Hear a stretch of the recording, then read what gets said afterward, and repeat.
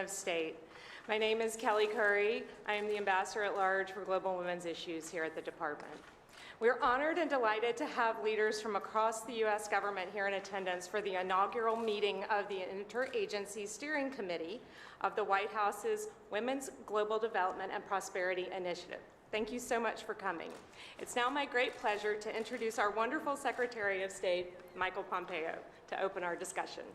Thank you, Ambassador Curry. Welcome, everyone.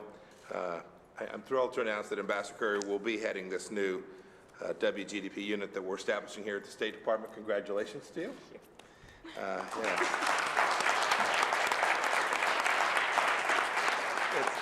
It's a privilege and, frankly, joyous for me to be here today to kick off this inaugural Interagency Steering Committee meeting and to host every one of you here today. Thank you all for being here. Our country was founded on the self-evident idea and truth that every man and woman is endowed by their Creator with a certain set of unalienable rights, and so deserves the chance to achieve his or her God-given potential. It's something we all, regardless of our political party, agree on.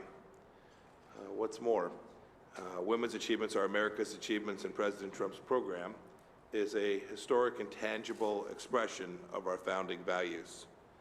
Through this initiative, American interests are also served by having freer, more peaceful, and more prosperous neighbors, a goal at the heart of American foreign policy in this administration. The need for the W-GDP is clear and it's urgent. Too many barriers have kept women from opportunities in far too many parts of the world. Tomorrow I'll leave for my trip to sub-Saharan Africa. I look forward to meeting with women across the region, women who I know Ivanka met last year when she was in Ethiopia. Meet a woman named Sarah. She's an Ethiopian weaver who worked with our USAID to expand her local business to 500 employees, a true testament to the effectiveness and the goodness that comes from the W-GDP programs. If we succeed there, can be many stories like hers. Again, thank you all for being here, Ambassador Curry. I'm looking forward to working with you and our team and look forward to your leadership on this important issue. Thank you. Thank you, Mr. Secretary. And it's now my great pleasure to introduce my partner in crime, the real lodestar of this initiative, Ivanka Trump, Advisor to the President. Thank you. Thank you. Thank you, Ambassador. And Secretary, I can say that Sarah will blow you away. What she's been able to do over the last decade to go from a small business and with some assistance to an employer of hundreds of women that she teaches the skills to, and now is the country's largest exporter of woven textiles. So really an amazing story. And really thank you just for being here and for supporting the dedicated men and women of the State Department and for your leadership in forging a legacy of bold diplomacy around the world. I look forward to continuing to partner with you as we achieve real impact. Today, I am honored that we come together to celebrate the one-year anniversary of the Women's Global Development and Prosperity Initiative, also known as W-GDP. Anniversaries like this allow us an opportunity to highlight the incredible work that's been done by all of you and your team sitting around this table, and also set new goals to drive us into the future. We're especially excited to announce the State Department's new role as lead coordinating agency, working to support the White House's continued direction on policy. The State Department, as the Secretary noted, will establish a dedicated team to work on W-GDP under the incredible leadership of Ambassador Kelly Curry.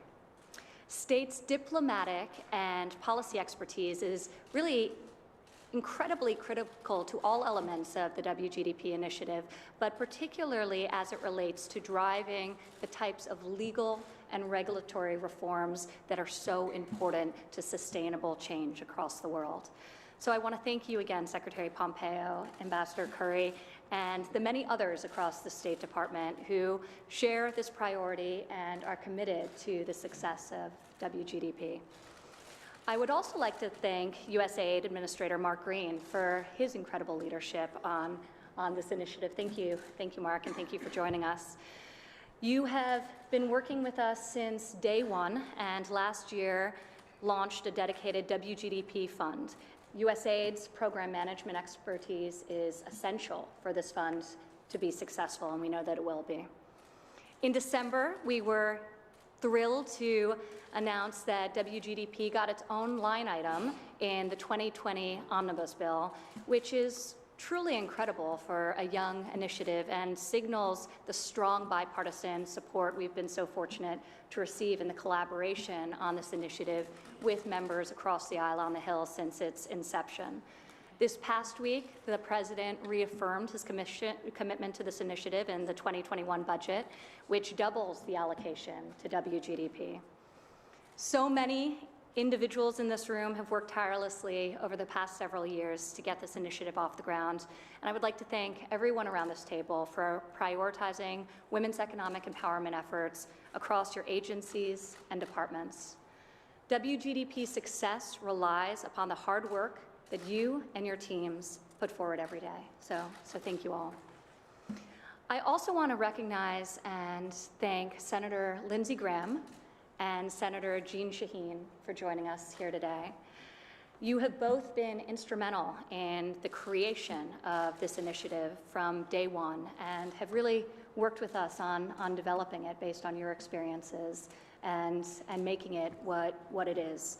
We first worked together on women, peace, and security legislation, and subsequent to that on the Women's Entrepreneurship and Economic Empowerment Act, and have built a very constructive relationship based on trust and a shared mission and a shared goal, which is why I am particularly pleased to be able to announce today that we will be introducing bipartisan legislation in the Senate to promote the empowerment, development, and prosperity of women globally, aptly named the W-GDP Act. This legislation would permanently authorize W-GDP and establish women's economic empowerment as a core facet of the United States foreign policy, in line with the President's own national security strategy. The Women's Global Development and Prosperity Act will also permanently elevate these efforts at the State Department by establishing for the first time ever in legislation an Office of Women's Empowerment led by an ambassador at large. Since the Bush administration, there have been continuous efforts to try to codify the role of women as a foreign policy priority. This White House looks forward to working closely with Congress in passing W-GDP legislation and realizing this long overdue goal. We thank you for your partnership and your commitment to helping us get this done. I'd also like to recognize and thank Representative McCall. Thank you, Representative. And his counterpart in the House, Representative Lois Frankel. I'm really happy to also be able to announce that under their leadership, they will be introducing a companion bill in the House of Representatives in the coming days. And we thank you again for your steadfast commitment to advancing this work, Representative McCall. Really thank you, and thank you for being here. To put all of this in a little bit of context, last February, the President signed a national security presidential memorandum to officially launch W-GDP. W-GDP is the first ever all-of-government coordinated approach to women's economic empowerment across the agencies. This NSPM also established an ambitious goal of reaching 50 million women across the developing world by 2025. Today, we will release the first annual W-GDP report in front of everyone today, detailing our impact. And I am beyond excited to be able to announce that we have reached over 12 million women in the last year alone.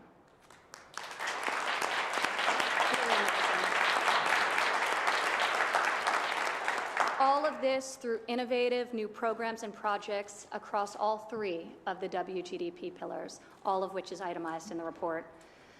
One of the key components of W-GDP is recognizing the role of both the public and private sector in achieving large-scale and lasting results. The private sector is just an absolutely critical partner in our mission as we seek to address barriers to women's economic inclusion. And I would like to call out a few of our partners that were with us from inception, including MasterCard, Visa, and UPS, for helping us generate this tremendous impact. These partnerships have made it possible to source and scale innovative new projects across all three of the pillars.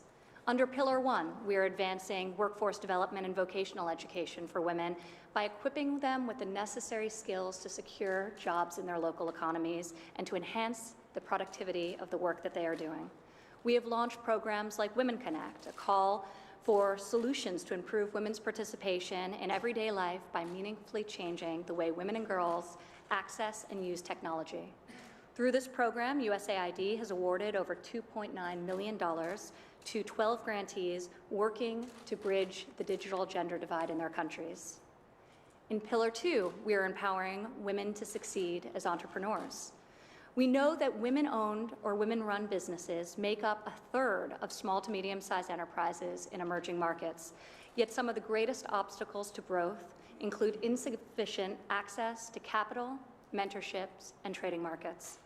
Through initiatives launched by this administration, such as the W-GDP 2X Challenge, we galvanize the rest of the G7 nations to join us in committing $3 billion to the world's women.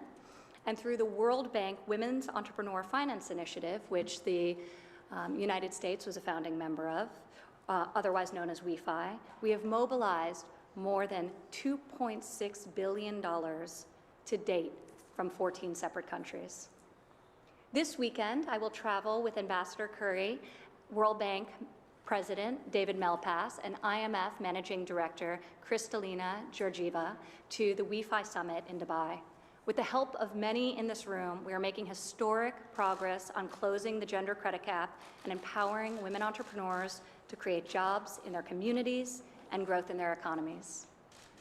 Finally, and very importantly, maybe the most importantly, Pillar 3 recognizes the central role of a legal framework that enables women to thrive by eliminating legal and societal barriers that prevent women from fully participating in the economy. Today, in 90 countries around the world, there are still laws on the books that restrict women's ability to work in the same jobs and sectors as men, oftentimes the predominant industries in those countries and communities. In 75 countries, there's at least one law that prohibits women from owning, managing, or inheriting property. We can and we must address these discriminatory laws and regulations.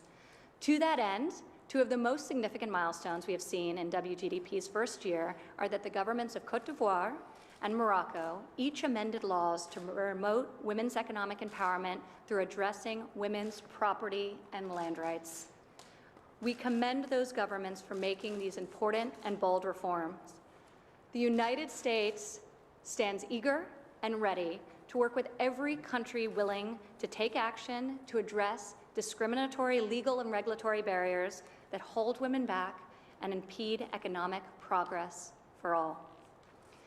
In a landmark report that was also issued today, the White House Council of Economic Advisors, and thank you, Thomas, for being here, estimates that fully addressing the 5 legal barriers of W-GDP, accessing institutions, building credit, owning and managing property, traveling freely, and removing employment restrictions could increase annual global GDP by $7.7 trillion, 8.3%. It's a really amazing report, and we suggest that everyone take a close look at it.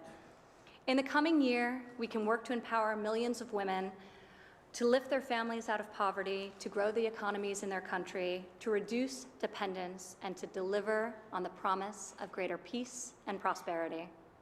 I look forward to working with each of you around this table as we advance this ambitious goal. And now I would like to turn it over to my dear friend, Senator Graham, to follow up with a few words. Thank you, Senator. Well, thank you very much. I don't know where to start other than just say thank you to Ivanka and her team for not taking no for an answer. It's just so much easier to pass this bill than it is to meet with her all the time. Lindsay, it's genetic. And you have a determination that's good for Washington. To Secretary Pompeo, thank you for putting the full weight of the State Department behind this initiative. This idea needed a home, and I think it's found a good home here because you will nurture it and make it grow. To Jean, we live in tough, turbulent times. You're always somebody that is willing to work on things that matter. You have the ability to compartmentalize. It's healthy for the country. I really do appreciate working with you. And what we're trying to accomplish here is to memorialize this in legislation. So this just not one administration's idea, it becomes the United States government's standing commitment to women. And that's where the bill matters. By making it a part of our law, it will be passed on from one administration to the other. And very quickly, I've been to Iraq and Afghanistan pushing 60 times. And what do you learn over and over again? That when a mother's voice is silenced, it's not a very good place to live. When a woman's future is determined on the day she's born and there's no hope, it's a very discouraging place. So to fix a problem, you have to identify it. We've got a lot of good programs. Feed the Future. President Obama is trying to make Africa more self-sufficient when it comes to food. PEPFAR by President Bush to get ahead of an AIDS epidemic that saved millions of young Africans from certain death. Power Africa to make sure that Africa can grow economically by having affordable power. But the one thing I can say above all else is that the way a nation presents economic opportunity to women will determine their future and ours. To those who wonder, why does this matter to you in South Carolina? I promise you, in places where women can be part of the economy, we have more customers. In places where a woman can have a say about her child's future, you'll have peace. In a place where they're treated poorly, put in soccer stadiums for sport, mass raped under the name of religion, our soldiers will soon go there because that ideology will eventually come here. This goes to the root cause of the problem. It could be 1120 in a lot of countries in this world, even though it's 2020. Imagine a world where your daughter cannot inherit property, that your wife or your sister can't go to the bank and borrow money, and education opportunity is closed simply because you're a woman. So what will we do? We will create a program to empower women and hold governments accountable who refuse to recognize the value of a woman's voice for their society and the benefit of mankind in general. Of all the things I've been part of, this could be the most consequential. And you have my commitment to make sure it's done this year, and long into the future, this program will be maintained, nurtured, and will grow over time. Thank you all. Thank you, Senator Graham.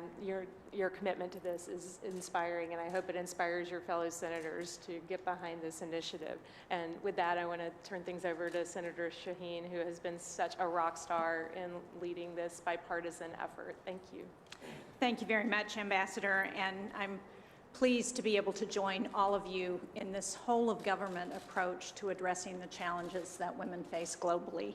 I appreciate, Ivanka, your leadership on this issue. And, you know, as noted in the 2014 report from the World Bank, on virtually every global measure, women are more economically excluded than men.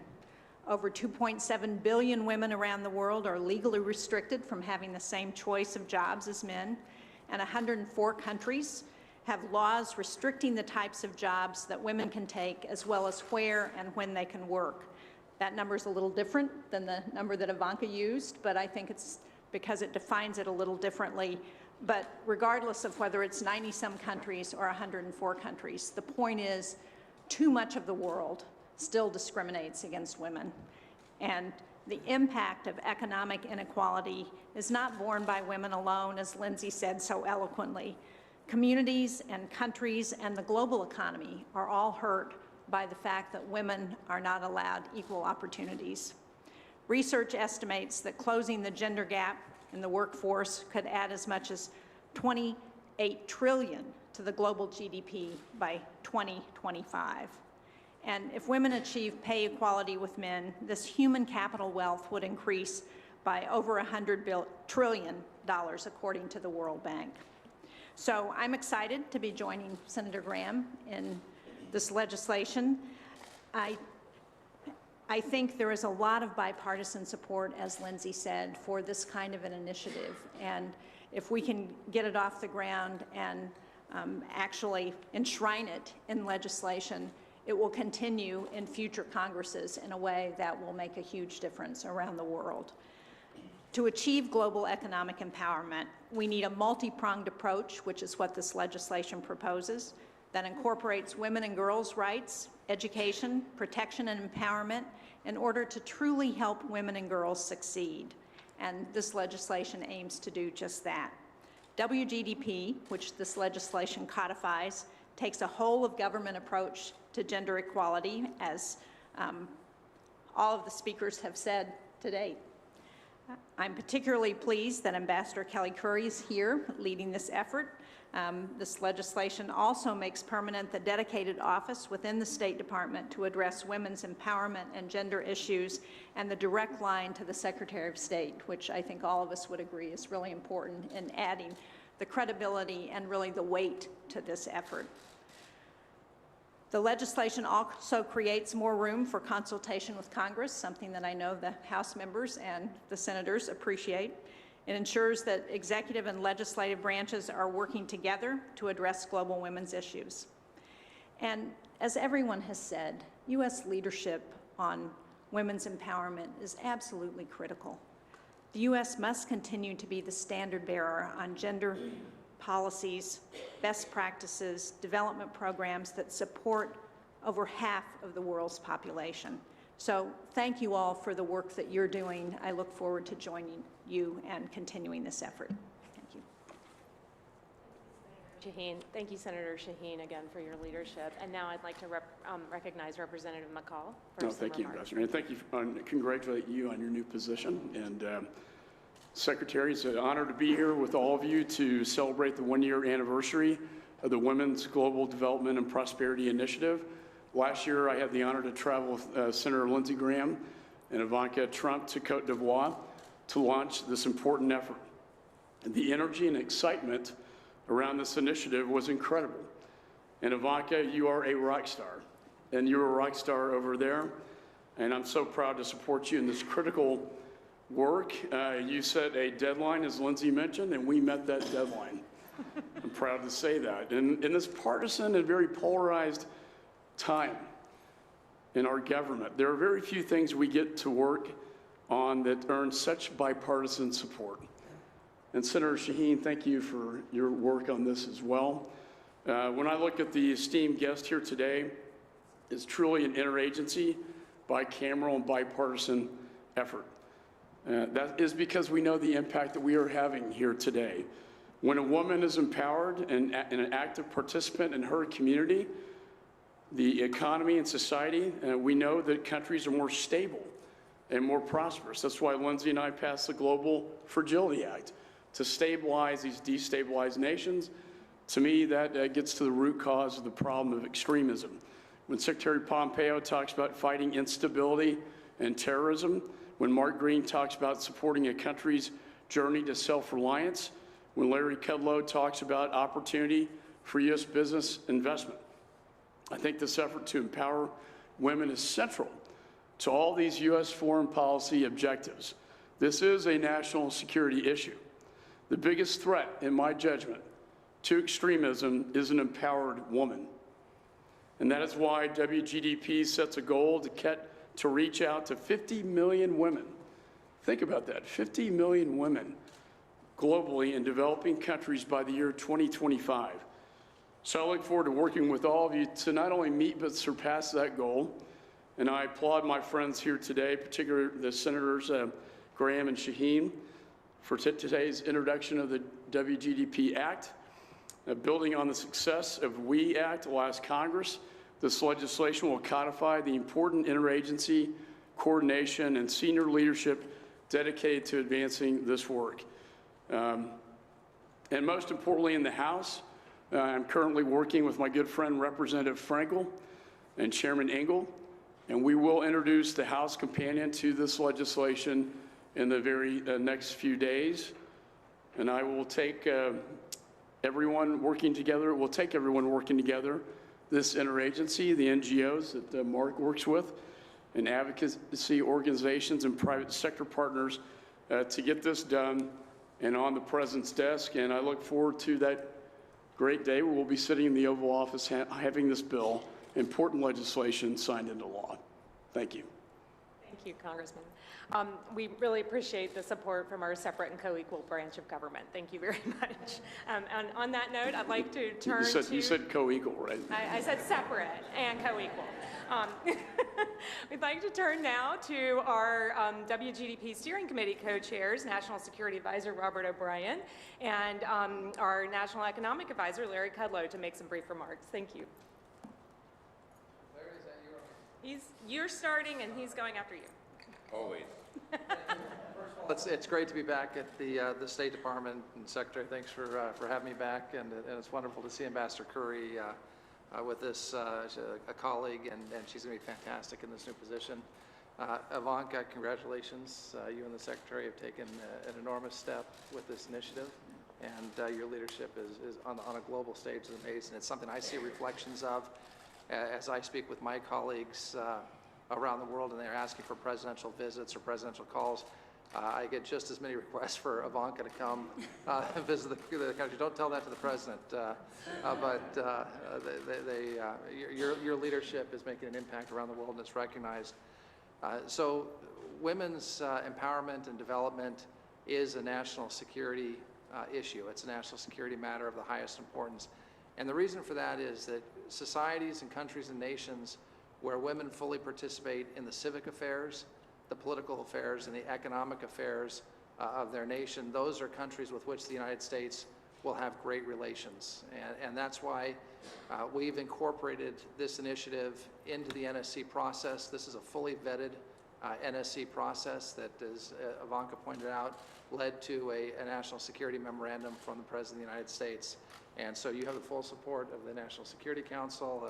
Of course, you know this, you have the full support of the President of the United States. And I'll just finish up and echo a comment that Senator Graham and Senator Shaheen and Representative McCall said. In a very polarized city and a polarized country, we need these initiatives that will bring Americans together. And this is one of those bipartisan initiatives where every American can get behind it. It's something for us to feel good about as a country, and it's an initiative that we can feel good about as Americans rolling out across the world. And that makes us safer, it makes us more secure, and it's going to make for a better world. So thank you, Ivanka. Thank you, Mr. Secretary, for your leadership on this initiative, and you have our full support. Thank you, Secretary Pompeo. Thanks for hosting. Ivanka, great job. Lots more work to do, but we appreciate everything you've done. Thank you to the two senators for sponsoring bipartisan legislation, which can be a wonderful thing. It was the last time I was in this town. We're a little short now, but if you can boost that, it's a heck of a good thing. I agree with Lindsay. I want to say that success in leadership starts at home, and in the administration, we often talk about the blue-collar boom that's going on in labor markets, but there's also a women's boom going on in labor markets. And if you just bear with me for some numbers, women's unemployment rate is 3.6%. That's a 66-year low going back to 1953. 72% of the jobs created last year went to women. 59.1% of the jobs since the 2016 election went to women. In December 2019, the share of women working hit 55.7%, several percentage points ahead over the past couple of years. The labor force participation rate for prime age working women hit 76.8%. That's up several percentage points in recent years. Women now account for over 50% of the workforce. So men are, once again, a minority group. Over the past 3 years, median weekly earnings for working-age women, defined as 16 years plus, median weekly earnings up 3.6% at an annual rate, compared to only 2.1% annually during the prior 3 years. These are impressive numbers. So there is a women's boom going on, as well as a blue-collar boom. Under Ivanka's leadership, of course, as everyone has said, We're helping to work towards full access to credit and traveling freely and legal rights to own property and start businesses and work in the same industries. And I've heard a lot of great GDP forecasts today. CA, I think, was 7 trillion and change. I prefer Senator Shaheen's number. It was 28 trillion. I believe in the optimistic law of big numbers. Let me say finally a couple of points. One is quite serious. Years and years ago at Princeton, I took a course from the great Middle East historian Bernard Lewis. Most people believe he was probably the best scholar of the Middle East, writing voluminously. Professor Lewis, in his classic book, What Went Wrong? The Clash Between Islam and Modernity. And he noted, and I have mentioned this to Ivanka, Professor Lewis noted in the key chapters of this book that, regrettably, the relegation of women to inferior positions in the economy of many Muslim nations, where women were not allowed to work, took what was once a great and mighty civilization and turned it into something that fell very, very low with this simple fact: 1/2 of the populations of those countries, 1/2, 50%, women were not allowed to work. It's an extraordinary point, and I raise it in a constructive way because, you know, you're going over and you're going to work on this, and that's part of the agenda, but it just shows you how significant. 1/2, 50% of the labor force missing in action in the economy. Those were women who were denied the economic rights that Senator Shaheen referred to. Ivanka, you mentioned the need for, I think you talked about $3 billion from the G7. So I can announce, as the Sherpa for this year's G7 in Camp David in June, we are going to have a G7 plenary session on W-GDP and related matters, and I will not let them out of the room until they fulfill your pledge. So basically, we won't let women work, give them all the economic rights they deserve. And I'll say this: any economy, any great country that affords equal economic rights as well as other rights is bound to produce more growth, more prosperity, and a happier nation and a more peaceful nation. Of course, I know that women are smarter than men. I learned it years ago. This just gives me a chance to work on that project. Thank you, Ivanka. Thank you so much, Director Goodloe. And as you can see, I've got such wonderful partners at the White House. I don't know how we could possibly not succeed with this. With that, and that's a perfect segue to our next speaker, the Secretary of Labor. So thank you, Secretary Scalia, for joining us today. Thank you, Ambassador Curry. It's a pleasure to be here today to celebrate the one-year anniversary of the Women's Global Development and Prosperity Initiative. I'd like to thank Advisor Trump for her leadership in the initiative. And when you talk about Ivanka and leadership, you actually mean that. You mean that it's a project that's going to be approached with determination, thoughtfulness, thoroughness, resolve, and results. I'd also like to thank Secretary Pompeo for hosting this event here today. As Larry mentioned, last year was a very good one for women in the United States economy. Just to touch on a couple of the points that he mentioned, unemployment for adult women reached a low last year that we had not seen since 1953. And according to the data that we have at the Department of Labor's Bureau of Labor Statistics, as you heard, since December, there are now more women than men in the U.S. labor force. You know, that said, just as we recognize that there's still more to be done in this country to ensure equal opportunity for women, so we know it's all the more urgent that elsewhere in the world that women have the kind of opportunities that I'm describing to you. At the Labor Department, we're very proud to be part of the W-GDP effort. Our role in this initiative is, in a sense, an extension of things that we already do. This year, we're celebrating the 100th year anniversary of our Women's Bureau, which focuses on empowering women in this country through economic opportunities. And our Bureau of International Labor Affairs engages in efforts full-time to combat human trafficking, to save women around the globe from dangerous and devastating situations. I'm pleased to be joined today by the Deputy Undersecretary, Martha Newton, from ILAB. Martha, thank you for what you do. In the countries we focus on, women face discrimination. They face gender-based violence, poor working conditions, and limited employment opportunities. We're proud to contribute to this government-wide initiative to address that injustice. In 2019, the department reached nearly 1 million women under the W-GDP initiative and related efforts. I'll give you just one example. A woman in southeastern Zambia named Miriam, with assistance from a department-funded project called Empower.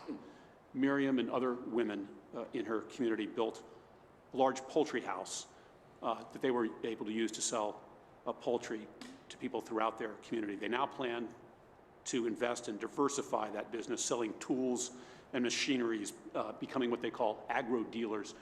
This is the sort of entrepreneurialism that in this country I think we take for granted now, but that you can't take for granted elsewhere, and makes such a great difference in the lives of these women and in their community and ultimately in their country. We need more outcomes like this, and I'm pleased today to announce the award of 2 new technical assistance projects from the Labor Department, one of these in Mexico and one in Colombia. Both will increase women's and adolescent girls' marketable skills, reduce discrimination, and enhance work opportunities in agriculture supply chains. And I should add that this is in addition to provisions in the U.S.-Mexico-Canada agreement. The President signed the legislation just last month, provisions in that agreement, which will promote equality of women in the workplace in Mexico and fight employment discrimination there as well. So again, Ivanka, thank you for your leadership, and Ambassador Curry, thank you for the role you're now going to be playing. Thank you, Secretary Celia, for those new commitments. We really appreciate hearing about that. And at this point, I want to turn it over to one of our most important partners. We literally could not do this without USAID and the incredible work that they do around the world.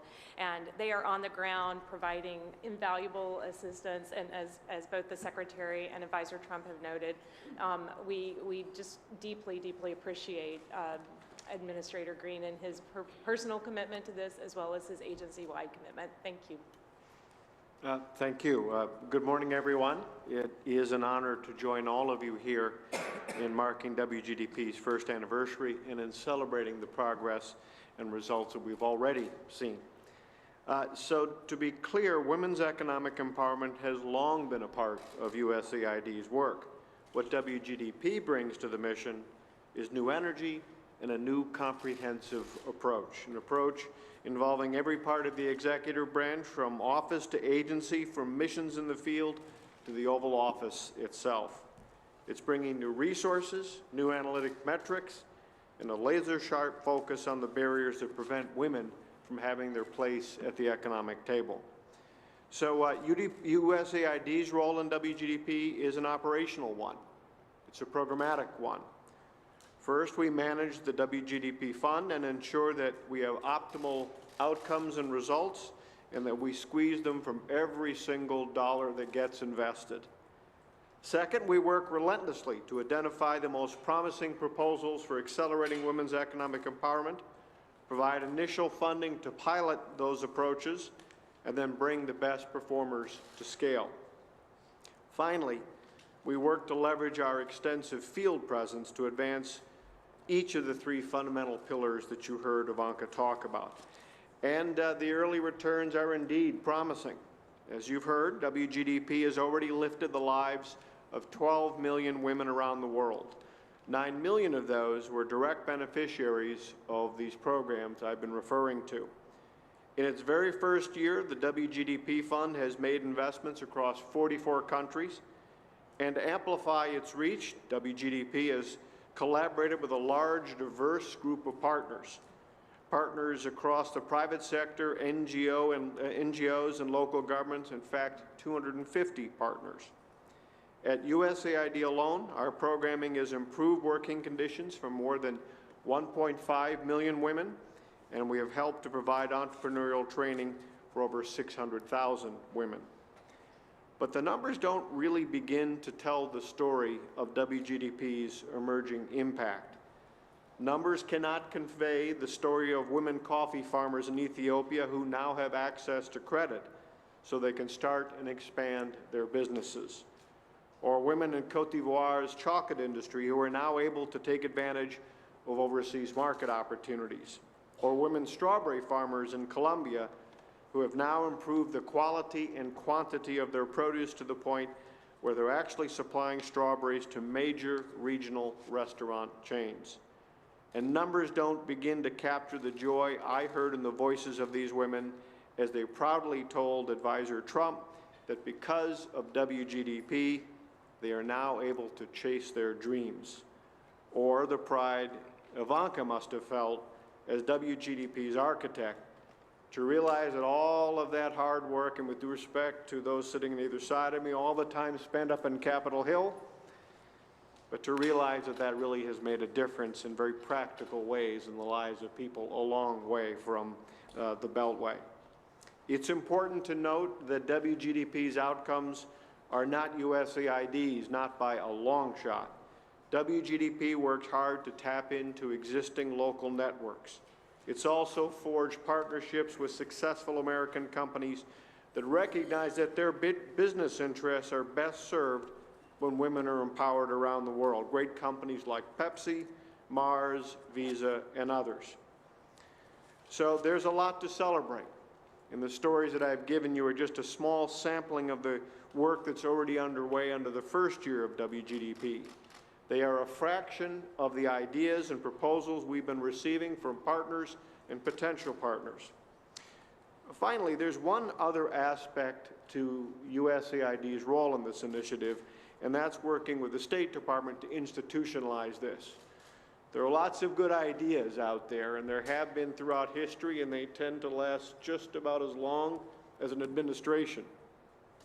I think our great mission, again, working so closely with all of you around the table, is to make sure that we lock this in, that we make sure that this framework is, in fact, a key component of American foreign policy. So as the second year gets underway, I am excited about what comes next.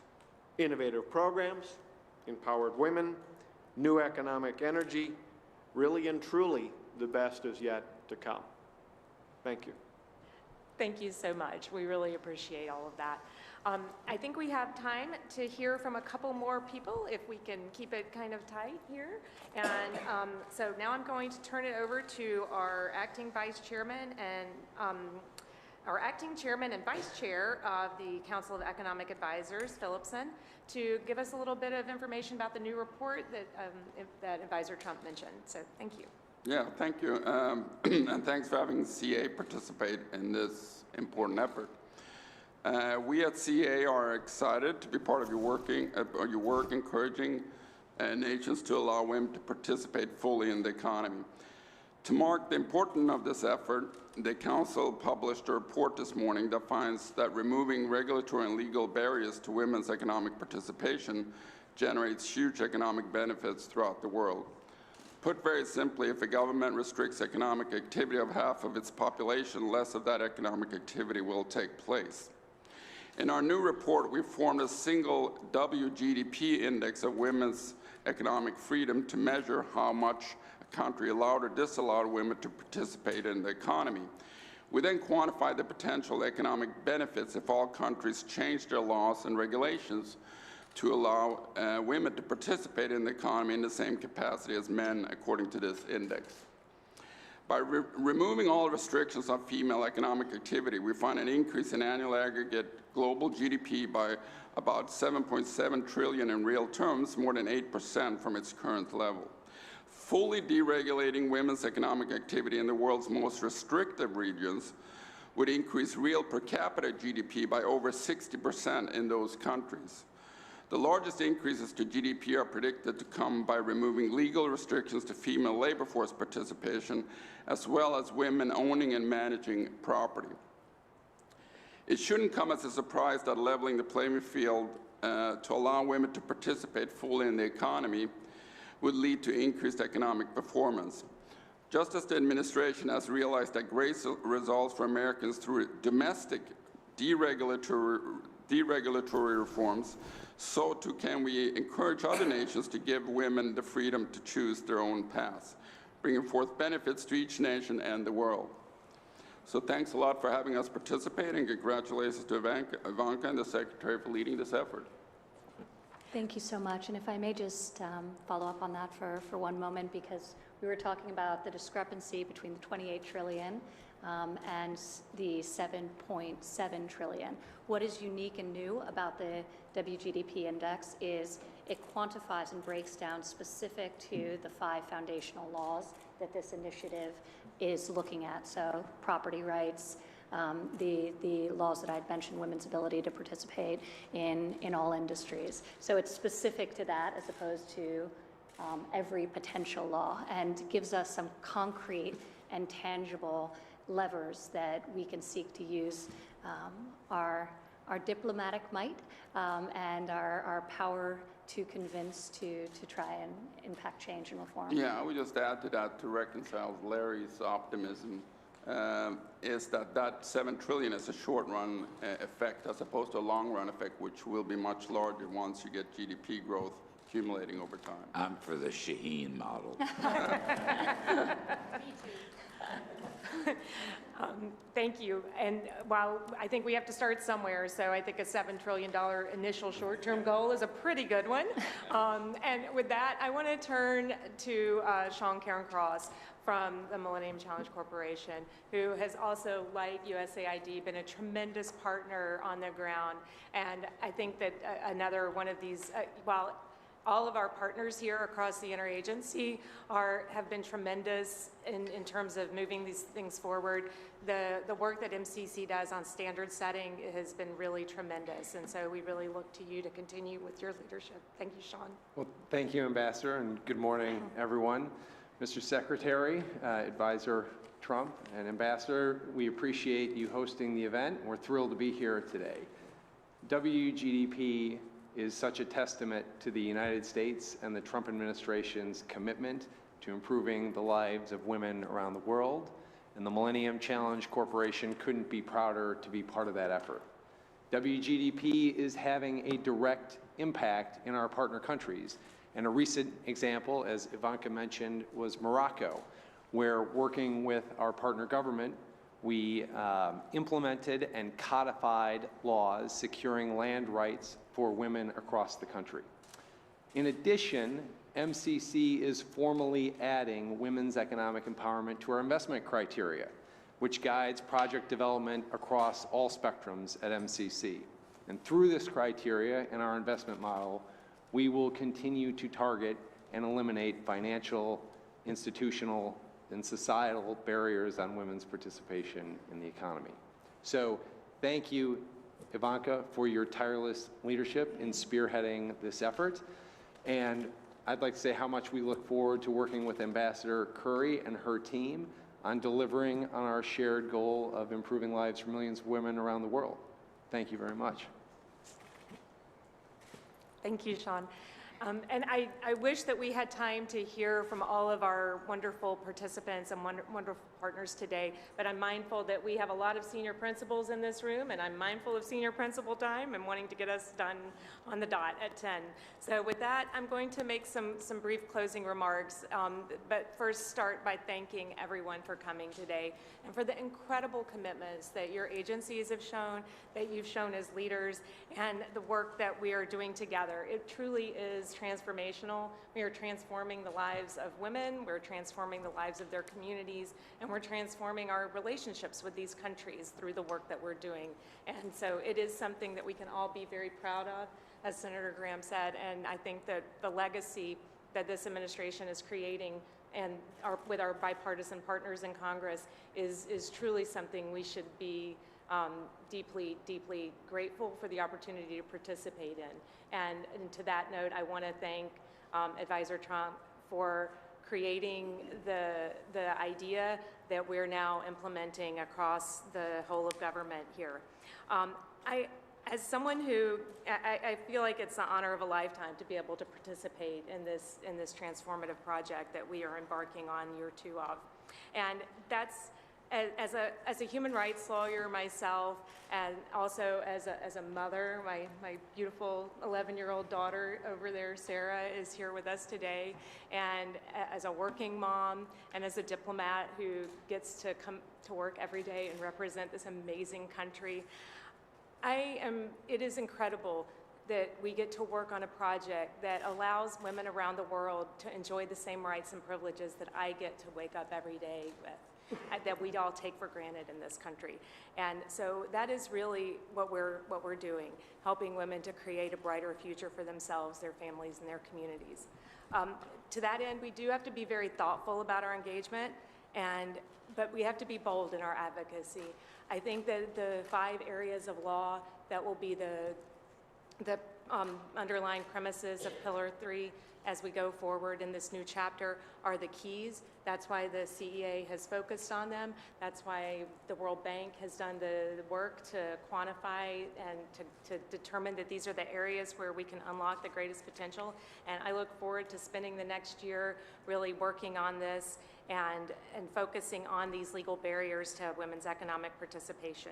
And then working on the next step, which is the informal barriers, because once you change the law, you have to change attitudes and change minds. And that's where the really hard work starts.